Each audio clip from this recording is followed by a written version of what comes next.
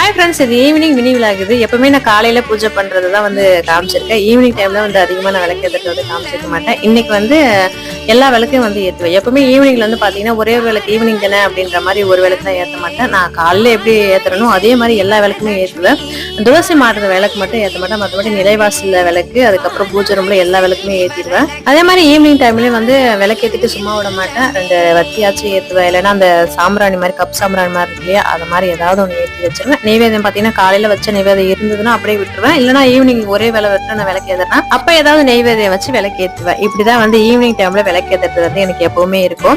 இன்னைக்கு நம்ம ஃபேமிலில செல்வராணி சிஸ்டரோட அவங்க ஹஸ்பண்டுக்கு கார்த்திக் ப்ரோவுக்கு பிறந்த நாள். இனிய பிறந்த நாள் வாழ்த்துக்கள் ப்ரோ. நேத்து ஒரு கமெண்ட் வந்திருந்தது. அவங்க கிறிஸ்டினா நம்ம பிரம்ம முகூர்த்த விளக்கு வீடியோ பார்த்துட்டு பிரம்ம முகூர்த்த விளக்கு ஏத்திருந்தாலும் அவங்க ஹஸ்பண்ட் பாத்தீங்கன்னா வெளிநாடு போறதுக்கான வேலை தள்ளிட்டே போச்சு. அந்த பிரம்ம முகூர்த்த விளக்கு ஏத்தினவனே வெளிநாடு போயிருந்தாராம்.